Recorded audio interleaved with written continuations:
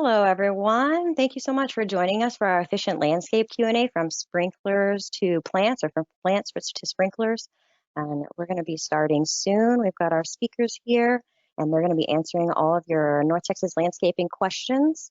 But first, before we start that, I'm going to talk to you a little bit about TRWD. So Tarrant Regional Water District is your regional water supplier. And so TRWD maintains all of the pipelines and infrastructure and 4 area lakes that are needed to provide surface water to our local water treatment plants. And those local water treatment plants then treat that water to drinking water standards, and it's provided to our communities. And so TRWD also partners with other organizations and works with cities within Tarrant County, such as Fort Worth, Arlington, Mansfield, and other cities to provide these water conservation programs like you're seeing today. And so, like I said, we partner with other organizations. So the Tarrant County Master Gardeners and Texas A&M AgriLife Extension are 2 of those partners. And the reason why we care about water conservation is because conservation is an important water supply strategy to continue to meet the needs of our growing population in the future. And so our TRWD water conservation website is savetarrantwater.com, and you can go there to find all of our water conservation resources. You can sign up for free weekly watering advice that's custom to your location, where every Monday you'll get either a text or an email that tells you exactly how much you're supposed to water your lawn for that week. If you're a Tarrant County resident, you can also sign up for a free sprinkler evaluation where a licensed irrigator will come to your house and provide an entire evaluation of your irrigation system and let you know if you have any water waste and how you can save some water. We also have a calendar of events and classes just like this one, and lots of cool water saving tips and videos that you can take a look at. Okay, so now I've told you a little bit about TRWD, who is our sponsor for this, and now we're going to start with the program, and you can ask your questions about your North Texas yard. So I am Heather Bass, and I am a water conservation specialist with Tarrant Regional Water District, and I'm going to be hosting today. Our 2 panelists are Steve Chaney with Texas A&M AgriLife Extension Service, and he is a horticulture expert, and he is basically an expert in all things landscaping, but lawns and vegetable gardens and watering, all of that type of things. He pretty much knows everything. And then we've got Toni Moorehead, and she's a Tarrant County Master Gardener, and she also owns her own landscaping business. And she is just a complete expert on landscaping issues, basically here in North Texas, and she's installed tons of landscapes here. So if you want to ask your question, we're going to get to them, as they come in. And over to the right side of your screen, you'll see a little box, and there's a little thing that says questions. If you click there, you'll see a text box, and you can enter your question into that text box, and then we will get to them as they come. All right, so I'm going to go ahead and start looking at these questions and see what we've got. Okay, are multi-stream sprinkler heads more efficient? Steve, you want to talk about multi-stream sprinkler heads for a little bit? Sure, yes, they are much more efficient.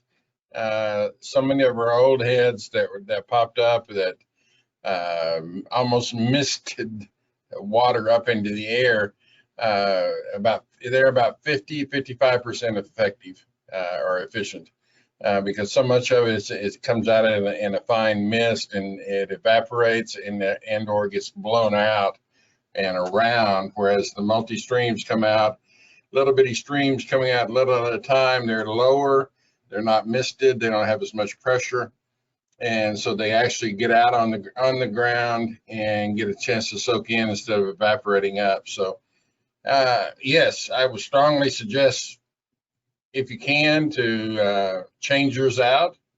They're easy to do. You simply pull up the top of your sprinkler head and hold it up, unscrew the nozzle, take it out, change the filter, and screw the new nozzle back in, and you're ready to go. So it's really easy to do. Again, going from 50-55% efficient to 85-90% efficient. So it's a huge savings. Can I just add, though, that I think you need to run them longer, because I think they put out less water. So it's not, it's not trade for trade on time. So you just have to adjust your controller timer. That's what I found. Okay. Yeah, that's a good consideration. And I know, Steve, you said that you could kind of easily just switch them out if, to your existing heads. Do you know kind of like what the price range is for like each one of those if you were to go to the store and buy one? I haven't priced one in a while, but the last time I did it, they were anywhere from, $3.50, $4 per nozzle up to $5 or $6 per nozzle. And again, most people only have 4 or 5 zones, 6, 8, 10 sprinkler heads per zone that usually has a max. So yeah, it's a little bit of money, but the efficiency is really beneficial. And you do it yourself, you don't pay the labor, and just do one zone a month or one zone every 6 months. You're going to eventually get there. Yeah, definitely. And it'll eventually pay off in that water savings as well. All right, excellent. Let's see what our next question is. All right, how would you prepare a perennial garden over the winter for the coming spring? Well, that's a good one for Toni. All right, go ahead, Toni. Well, sure. I would remove the grass, and then I would start adding compost. And if you don't have, if you don't want to spend the money to buy it from a commercial place or bagged, you could save your leaf debris in the fall and, throw a little bit of organic fertilizer on that and get that working and let that be your compost for the following spring, because it will decompose over the winter. So, and then just mix that into your existing soil. I never remove native soil. I just amend what's there. And if it's a poor draining site, I like to add expanded shale into that same area, mix it down into the soil. So that's you might explain what expanded shale is, Toni. Shale rock that's superheated and broken up into little gravelly pieces, and it stays down in your soil and keeps that clay broken up, and does a great job. It's a one-time amendment. You can buy it by the bag, or you can buy it bulk. It's been around for quite some time. As far as a heavy clay soil, it's one of the best amendments you can get. And would you till that into like the top 6 inches of soil or a little bit further down, or? 6 inches is fine. Depends on what. I wouldn't. If you're planting a tree and you have to dig deeper, I don't ever amend the soil on a tree. Yeah. So for perennials, though, that with the question addressed, yes, I would dig it down about 6 inches, because that's really where that root system is going anyway on a perennial. Yeah, definitely. And I'd like to add also for the perennial plants, a lot of them get cut down in the winter, right? But if you have a pollinator garden, or if you're looking for pollinators, definitely wait as long as possible to cut those down, because the pollinators like some of that dead growth to stick around to overwinter in, or to lay their eggs in, or whatever. So that's definitely, if you can hold off, it's good to hold off, right? Definitely. Okay, great. Yeah, I do. I hold off on a lot of things until February. So when I do my late winter pruning, that's when I cut everything back. Yeah, definitely. That's what I do too, is to try to wait as long as possible until like right before the beginning of the spring, right? And just always remember the physiological response of the plant to pruning is to put on new growth. And so if we prune too early and then we get a couple of weeks of warm weather, the plant doesn't know it's only December. And so it just says, oh, okay, starts putting on new growth, and then Mother Nature comes with a little freeze and slaps you. Yeah. Well, and that happens a lot in Texas, right here in North Texas. It could be 80 degrees in the middle of December, and that happens all the time. True. So yeah, it can be easy for plants to get a little bit confused. All right, so it looks like a few people have had, the rosette disease, and they did what they were supposed to, and they removed all of their roses. But then what should they put in there? Toni, you want to talk about some replacements that are good for that? Sure. I like to use abelias, pretty much any abelia, except for maybe glossy or Edward Goucher, because they do get bigger. But, Kaleidoscope, Canyon Creek, Rose Creek, Sherwood, Radiance, what else? There's a lot of good ones out there, but they're not going to give you that knock your socks off color, but they fit the same space, and it's a blooming plant that attracts pollinators all summer long. So, and just very easy maintenance. They do, you know, abelias do get kind of some crazy growth on them, so you can just snip that off. Let's see, Salvia gregii, I love that because you can get very bright colors with that. What else kind of fits that's a great trade out for like drift roses. Salvia gregii fits that. Dwarf crepe myrtles, those are great trade outs with brilliant color on those. Of course, they're completely bare in the wintertime, but great color in the summer. What else? Butterfly bush would be good. Those are top on my list. Steve, Yeah, got anything? No, Yeah, I you got think any more? those are all my favorites there. So I think you did good. Yeah, those all sound good, and also those are a little bit more resilient, right, to disease, and maybe won't have some of the issues that roses might. I don't know that Salvia gregii has any issues. That's why it's my favorite perennial. I mean, Yeah. it blooms its head off from probably March until November. I mean, you get a little bit of slowdown, but I don't know any diseases. I don't know any pests. It attracts hummingbirds and bees and butterflies. It smells good. It's semi-evergreen. Well, there is one issue though with it, Toni. What's that? There's too many colors to choose from. Well, I like the hot pink. The only one I'm not crazy about is white, but you know, to each his own. Yeah. Well, and they're great because you really can't kill them, or I've never seen any, maybe if you water them too much, you know, but Sure. definitely not for lack of water.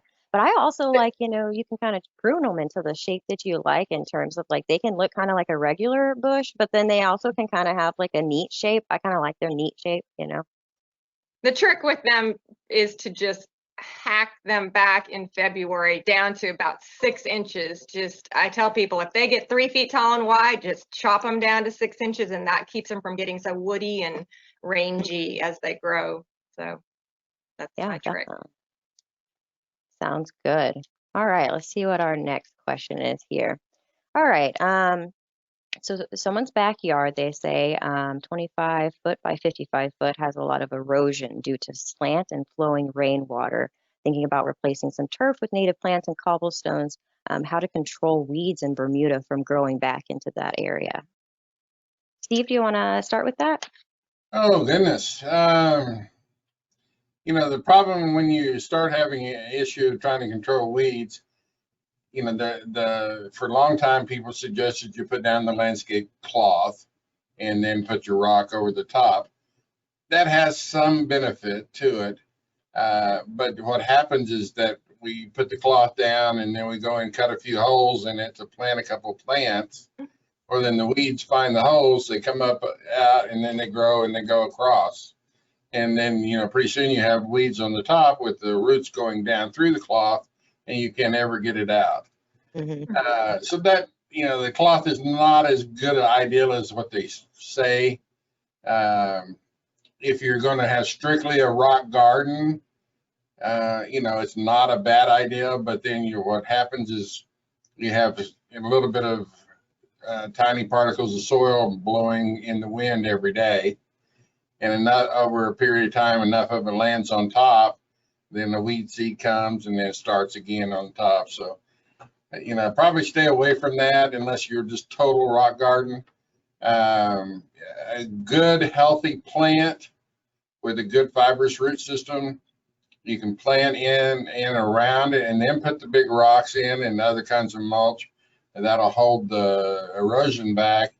And if it's a good thick plant, most of the time it will choke out most of your weeds as well. So otherwise, you're going to have to go back to the old, do it by hand and keep it pulled, or last resort is to use a chemical spray of some type. Okay.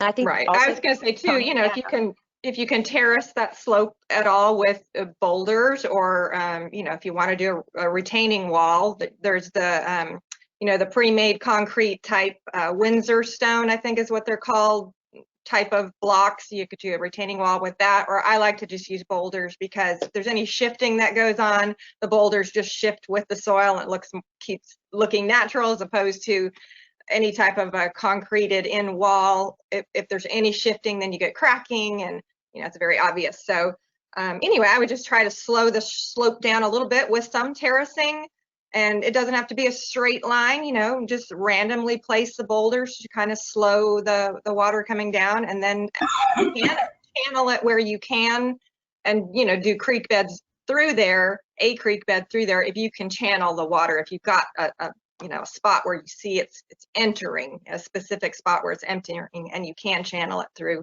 And then of course, just plant heavily on that slope. But to get rid of the grass ahead of time, you all know what I do. I spray the big old bad stuff because Bermuda is tough. I mean, it's just tough. You can, if you dig it out and you are meticulous about digging it out, and that can be done, it can be done. It's just a slower process.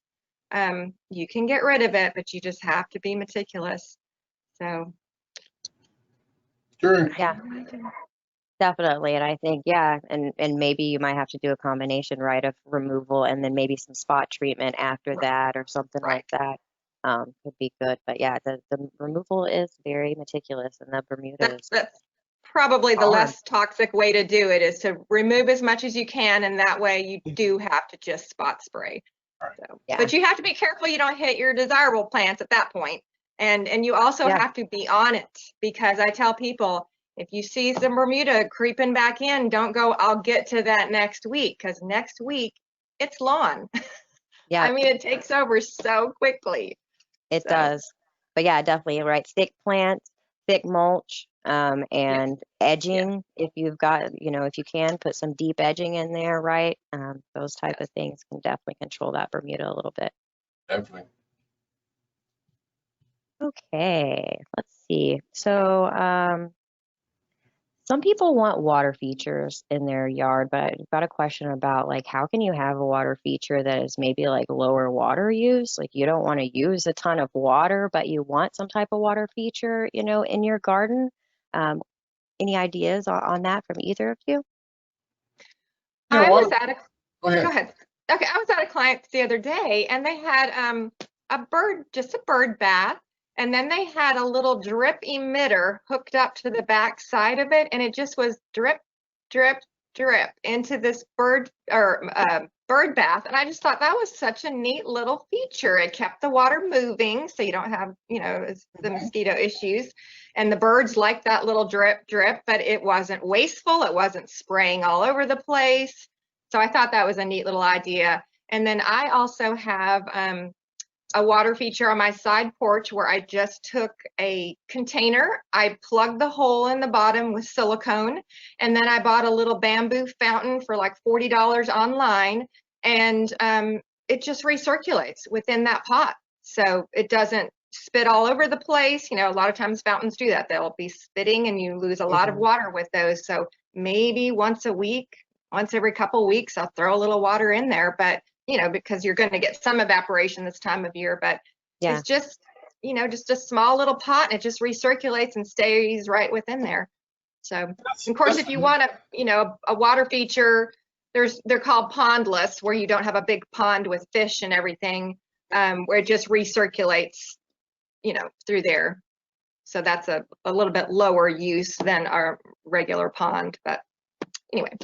There's so many neat ones out there, and I think one of the neat things I saw not too long ago, some people just had a regular bird bath, and then they're advertising it now everywhere.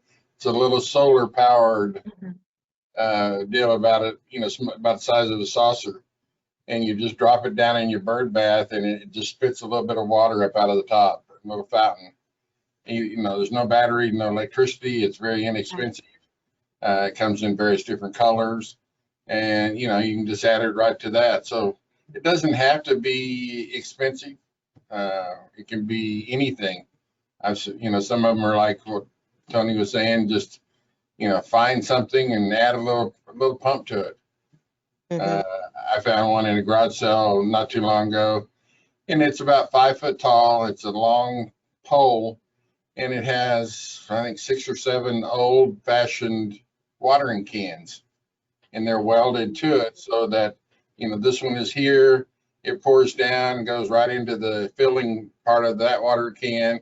It's tilted and it goes this way, and then goes all the way down to about a 2-gallon bucket at the bottom. It's got a little recirculating pump.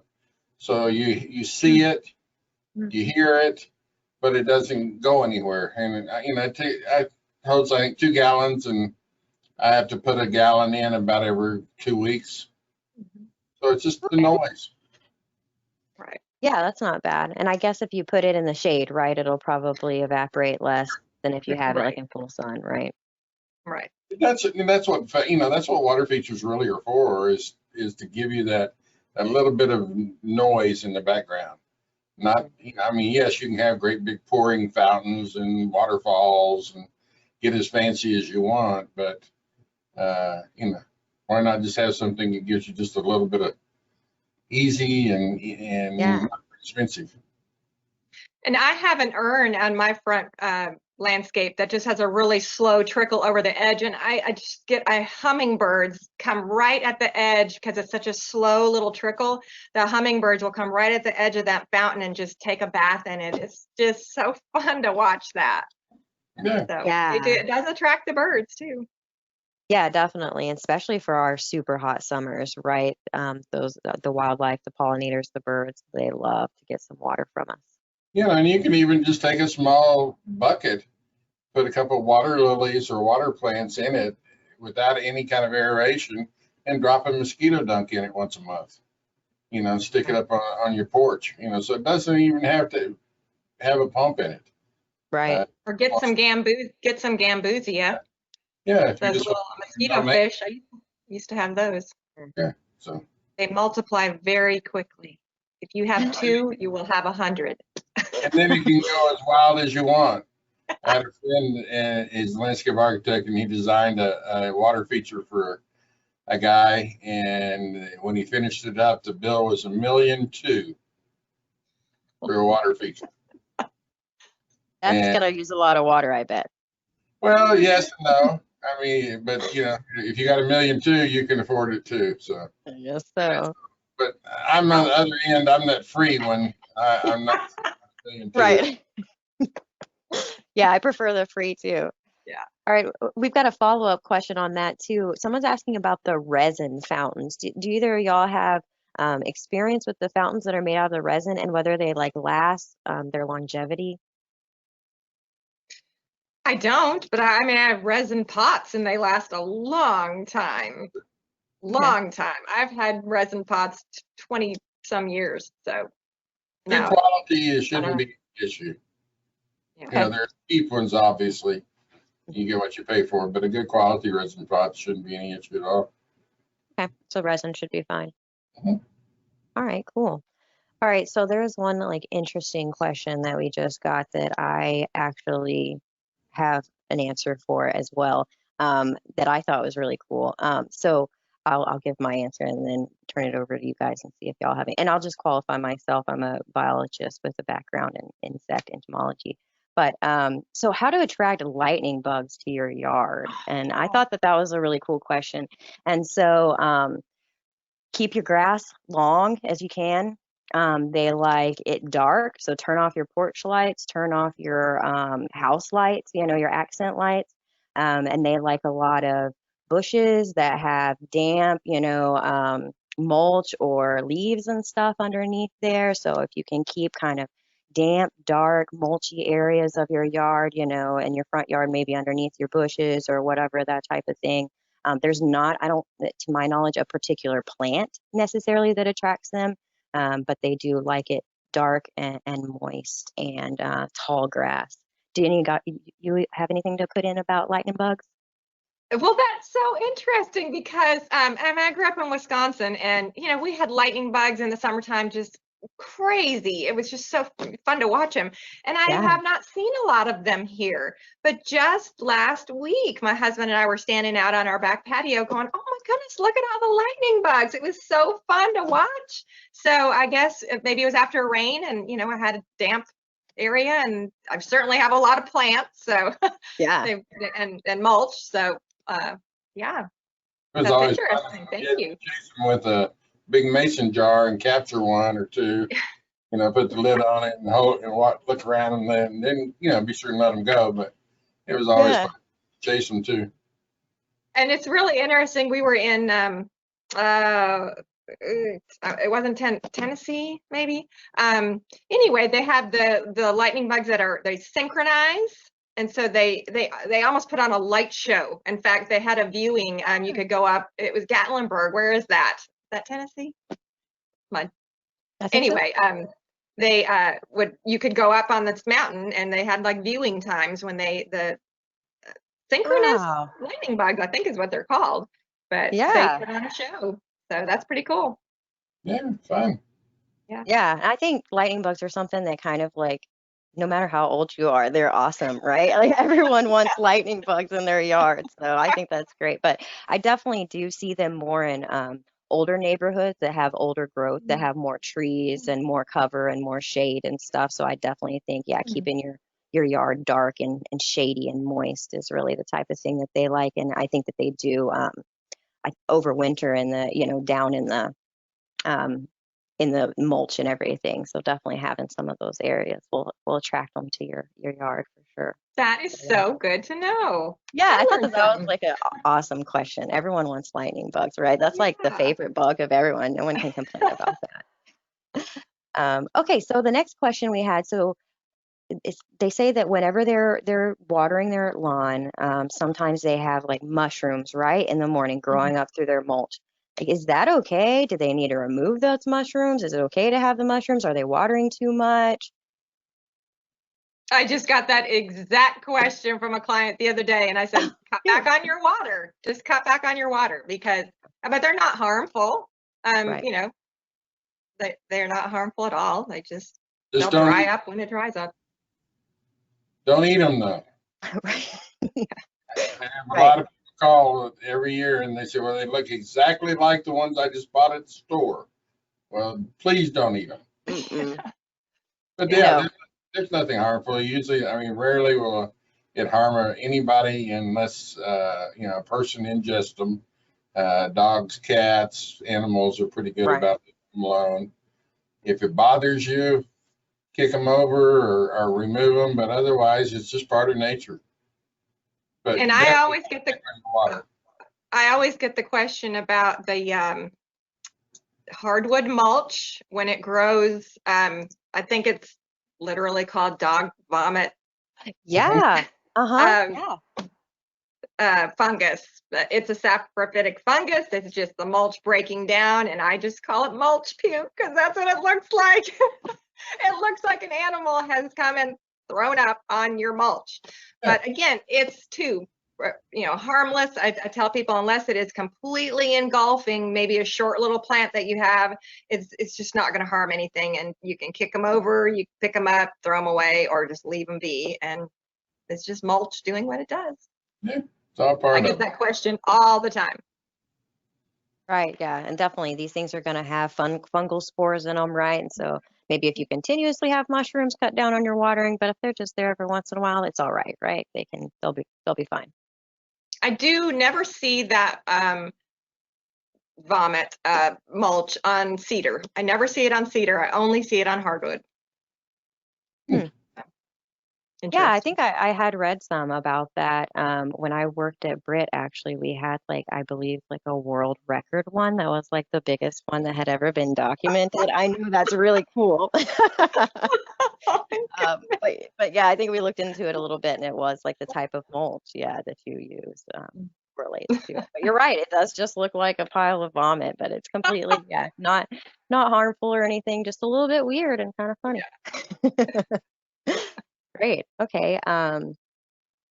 So I have a question about people have pools and they want to plant stuff around their pools that maybe looks tropical, but they don't want to necessarily plant tropical plants, right? So what would you recommend for people to plant around their pool?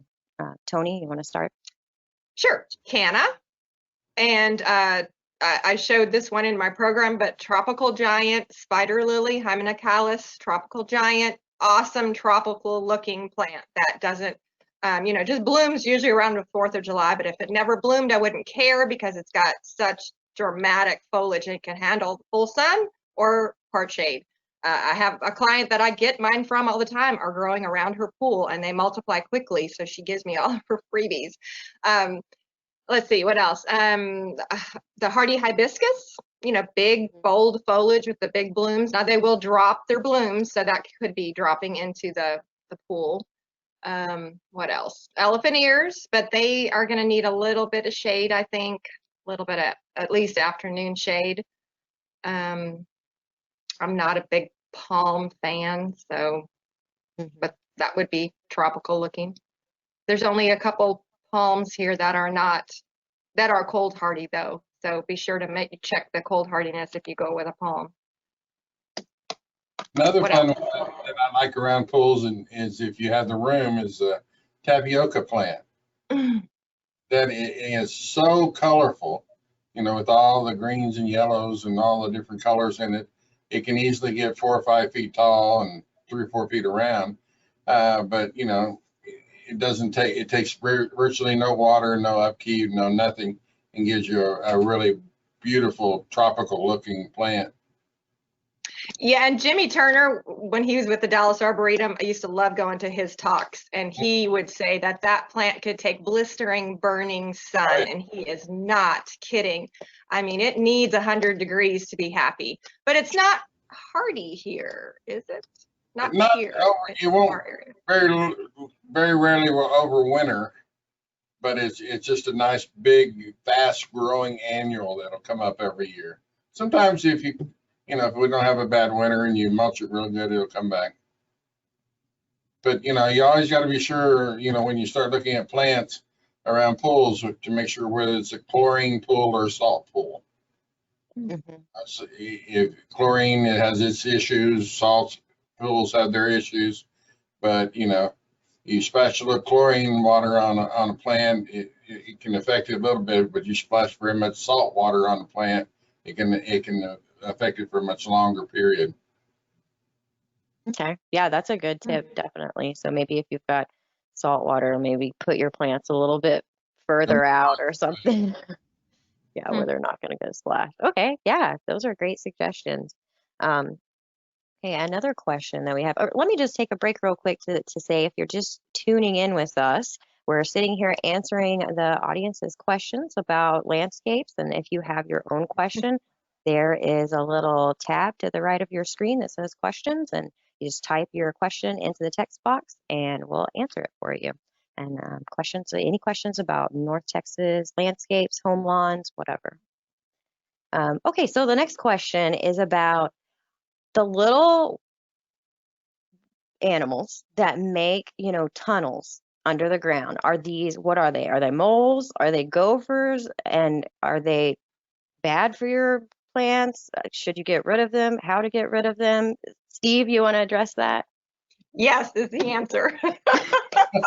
It actually can be a number of different things. It can be a mole. It can be a vole, which is a V-O-L-E. It could be a gopher. You could, there's a couple other things it could possibly be. Generally, when they're coming into the yard, they're coming in to eat insects and things that are in the soil. So that's kind of, if you start seeing them, that's a red flag telling you might have an insect issue that you need to address. They're not easy to get rid of. They have all kinds of old, like a better word, old wives' tales about it. Do this, do that, have spinners in your yard. It doesn't really work. There's some poison pellets, but that's can also be an issue that your outside animals could get a hold of, and that could be bad. So just kind of keep an eye on the insect levels.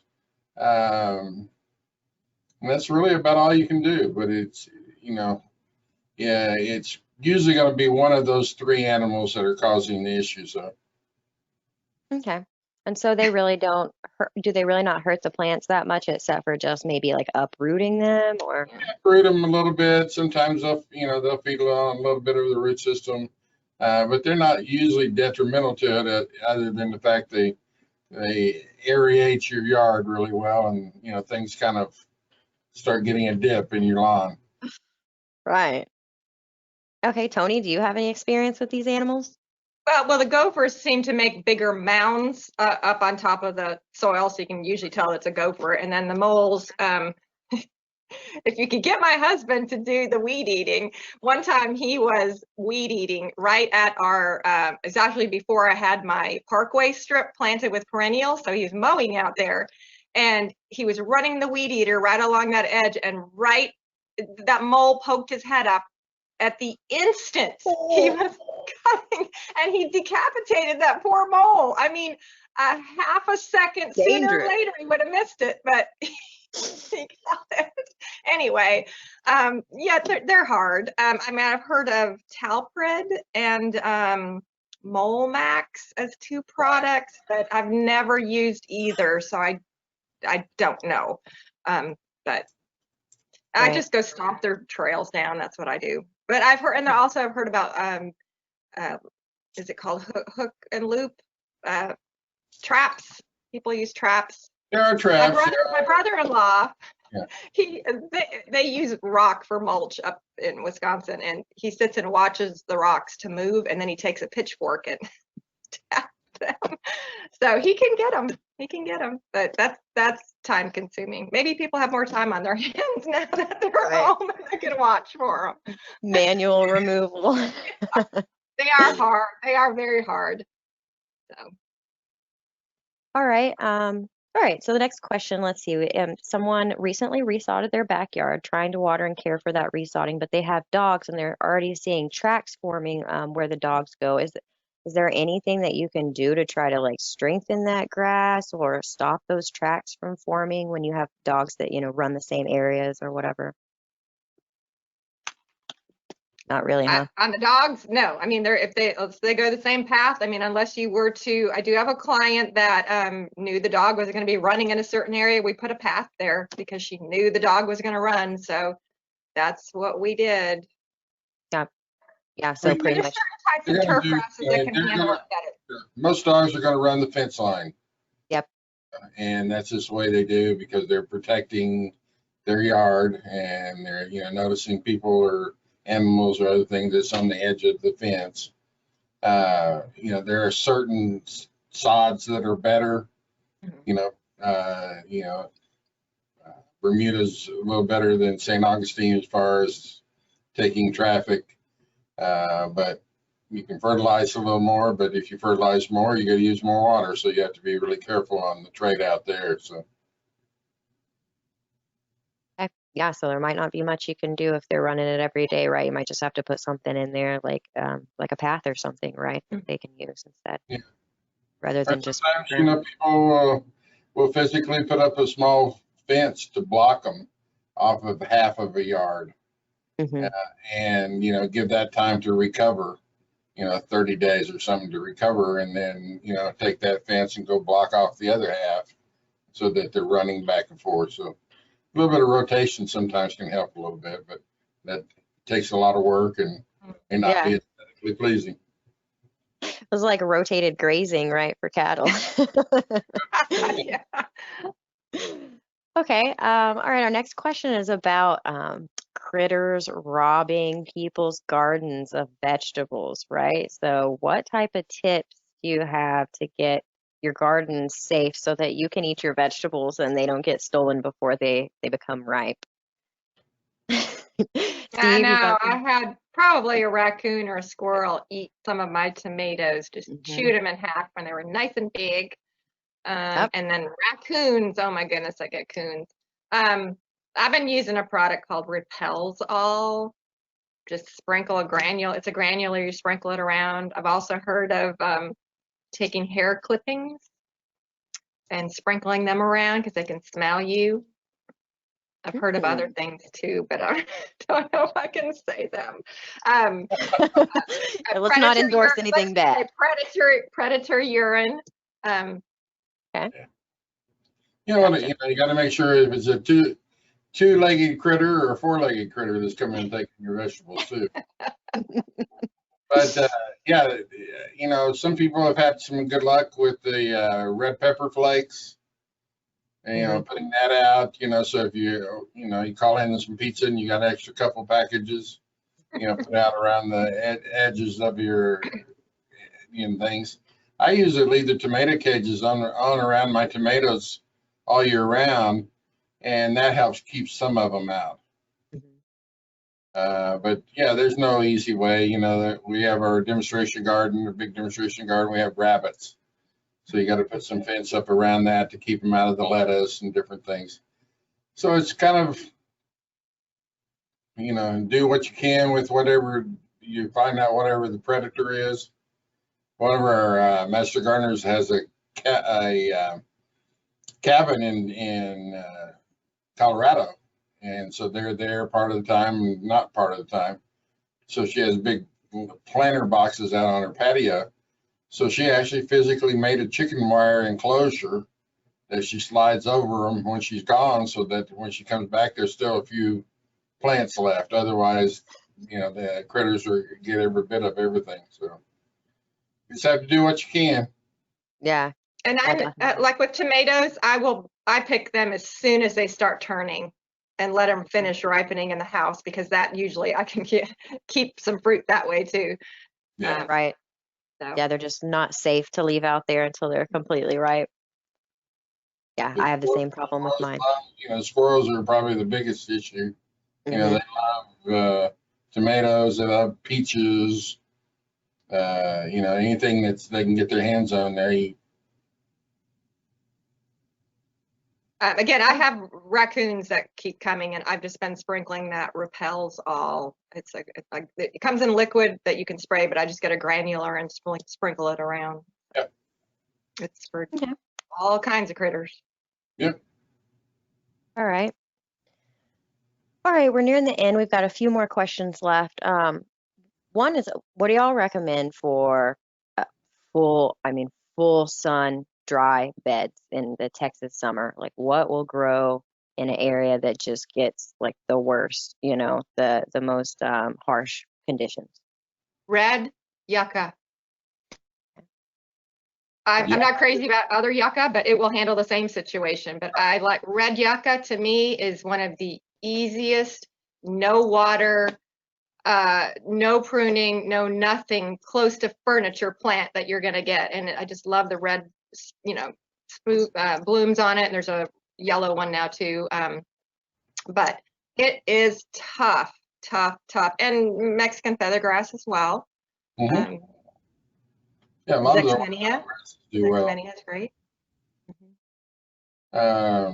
You know, some people don't like it, but I still use it quite often. Is some of the newer varieties of Nandinas. They'll take lots of abuse and give you color year round.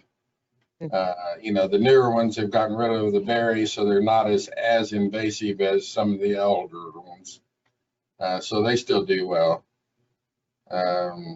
You know, some of your evergreen hollies will do fairly well.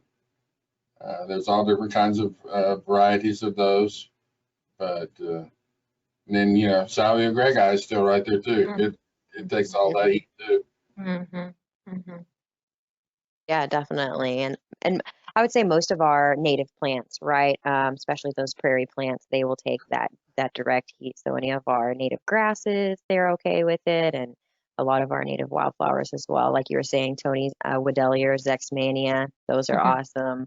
Things like lantana, right? Like lantana can definitely take it, that type of stuff. So there's definitely a lot of good options out there. Artemisia.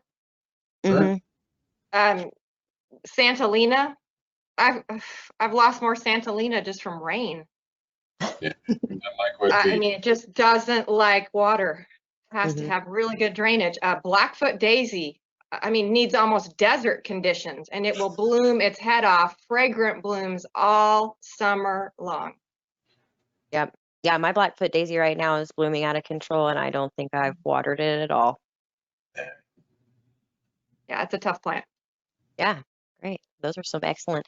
I'd like to also add, you can always do a wildflower garden, right? You can always sprinkle some wildflower seeds if you want something that it looks a little messier, right? But is also pretty low maintenance and can also handle that type of thing. You get a little wildflower garden going. All right. So 7:45, and we're gonna kind of wrap it up a little bit, but I want to just go to you guys and just ask you like maybe one final question. So I'm gonna start with you, Steve. Actually, I'm gonna go with two final questions. So one, if you want to maybe, I know you said that you've been getting a lot of calls on the Master Gardener hotline. So if you maybe want to address like one question that is like a super commonly asked question. The biggest one that we have every year at this time, and that's what I was talking to you at the beginning, is how to take a soil sample. In fact, I was just talking to somebody that called in a few minutes or a couple hours ago, and they said, I'm having trouble with my grass. I just got through putting down, this amount of fertilizer, and then in a couple of months, I'm going to put down another fertilizer. And I said, based on what? And they said, well, based on what the feed store is telling me is on their calendar. That's not a good way to fertilize. So what we suggest is a soil sample. It's easy to do. There are plenty of labs out there. But since I work for A&M, we suggest you use A&M Soil Lab.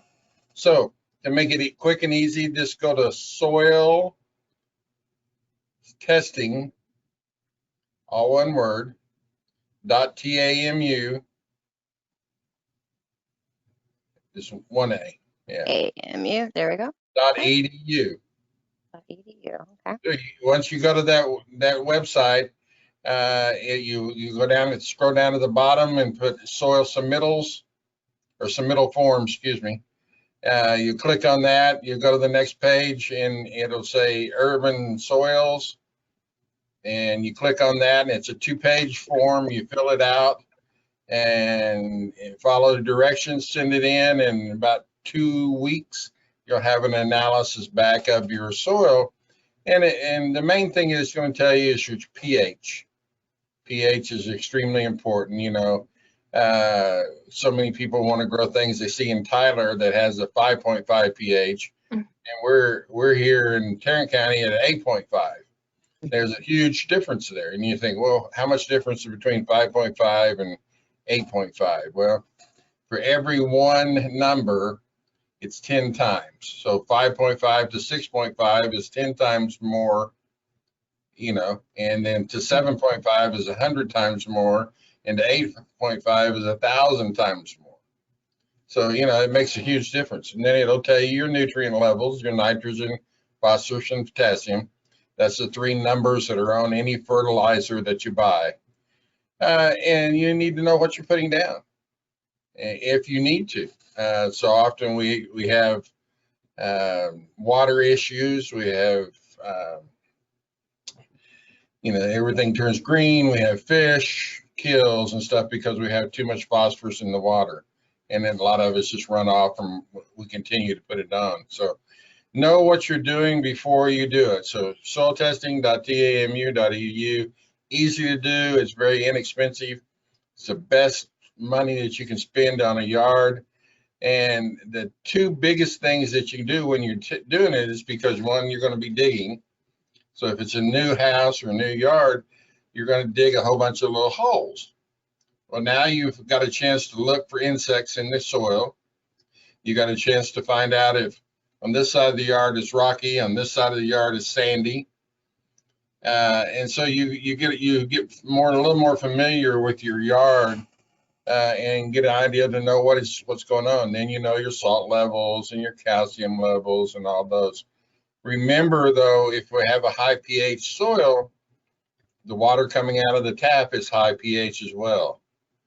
And so, that's what makes it really hard to ever be able to grow some of the low pH plants that we see over in the Tyler area and other areas like that. So best single thing I can tell you, and it's probably that I give out that website probably 5 or 6 times a day, every day, all day long. Right. Yeah. And soil is so important to plants, right? And you can't go adding fertilizer if you don't know where you're starting at. Yeah. And remember, you don't have to put it on just because some calendar says so. Hmm. Put it on because you need it. Right. And also don't just put it on because the commercial says so, because remember that those companies are just trying to sell fertilizer. Yeah. All right. And then Steve, one last question. What is your favorite gardening resource for this area? So like a book or a website or anything like that that is your favorite? Toni. Oh, there's so many great ones out there. Neil Sperry has some wonderful books that he's published out over the years that I still go back to. Some of them are 20 years old and older. You can't beat that. Steve Huddleston has a wonderful book that has some of the best photography I've ever seen. Easy Gardens of North Central Texas. Tony's got it right there. There we go. Yeah. You can't beat it for photography. So those are with those. one exception. One exception. What? The Adagio grass. I was like, Steve, is that the best picture you could have put in there? I literally took a picture of my own grass and taped it over his picture so I could show people what a great grass it is, because it is a bad picture. But other than that, it's awesome. Those are a couple of my favorites. Okay. All right. Awesome. All right. So Toni, same question to you about like, do you have a common, frequently asked question that you get, or frequent, problem or anything? Well, this year the frequent problem is powdery mildew because of all the rain and the cool spring, and just rampant everywhere. And I always tell people to spray with neem oil, but it's not a once and done. You have to keep spraying it, and it's tough this year. I swear everything in my garden, Abelia's gotten powdery mildew this year. So my fix a lot of times is just cut them back and let them start over again when it gets drier and warmer. So that was one. And then how much to water? How long do I run my sprinklers? I get that question all the time, and that is so hard to answer. So I just tell people to feel the soil. Don't run the sprinkler just because it's your day to run the sprinkler. Go out there and put your hands in the soil. Look at it, feel it. Is it moist? Don't water if it is. I mean, we just had a rain event here on Tuesday, so skip a cycle. So anyway, I just tell people to just get familiar with their plants and their soil as to whether to water, and then do the cycle and the soak, and do that catch can test. Really figure out how much water is your system putting out per zone and tailor it to that, and then you can cycle and soak and put it out slower, and so it has more time to soak in. And so anyway, and then change that over the seasons. Don't just put it on auto, and let it run through the winter time, because you need so much less water in the wintertime, if any, because we usually get rains in the fall and the winter. So my system is, most of the time, it's off in the wintertime. And it's off right now because, again, we got rain on Tuesday, so I don't see the need to run tomorrow. Tomorrow's my water day, so I'm just turning it off. But anyway. Yeah, definitely. And it is a hard question, right? Because the irrigation, just like you said, it's a hard question for the irrigation because it really depends on what type of plants you have, right? What type of soil you have, what type of system setup you have for your irrigation. And so definitely it's right. And rotors, whether you have rotors or pop-up, sun, shade, the MP rotors, the drip irrigation, you have to take all of that into consideration. So it can be really overwhelming, but do that catch can test, and you can just Google catch can TAMU, and you pull up the site to figure out how to do that. So yeah, that's right. And Texas A&M, they have tons of good resources on figuring all of that out. But yeah, it's one of those things where you really do have to look at your individual lawn, right, and figure out what you need to do for your individual lawn. And then once you get all that figured out, then it's a little bit easier in the future.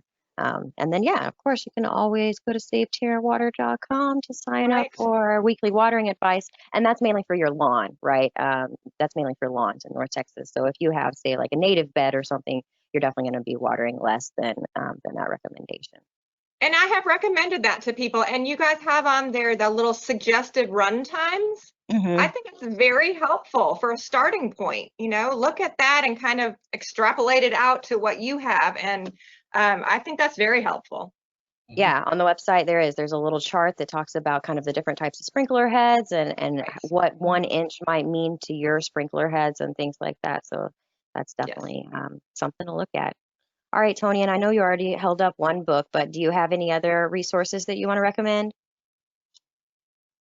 I have an interesting book called The Book of Lists, and it's a Texas book. And if you give me a second, I'll grab it real quick. Yeah, I'm gonna have it right here, actually. Oops. Okay. Nope. Hang on. Let me grab it real quick. All right. Book of Lists. Yeah, I think there's tons. If I can't figure it out, it's called The Book of Lists. If I can get there. Okay. Right there. The Lone Star Gardener's Book of Lists, and it lists, things like let's see, ginger, deer-resistant plants.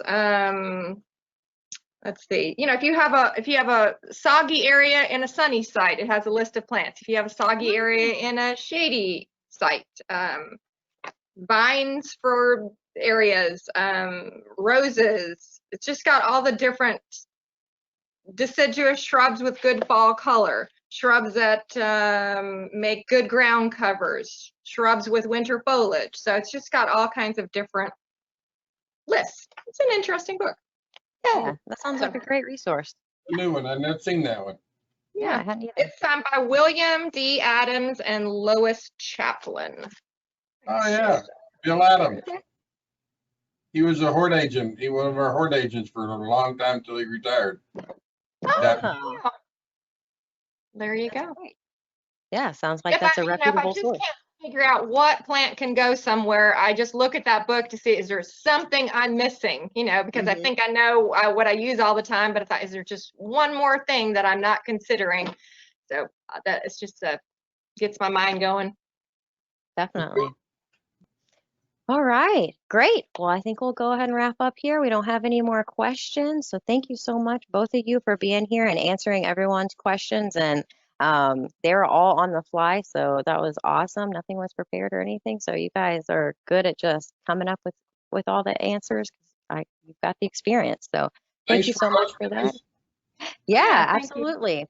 And then for the audience, if you guys go to SaveTarrantWater.com/events, you can find some more events like this that are happening in the future. We've converted most of our events to virtual events at this point in time. So most of them you can go and you'll be able to log on and see us online. And we've got lots of good things coming up in July and in August. So thank you so much for both of you for all of your wisdom, and have a great night. Happy gardening. Bye. All right. Thanks. Bye.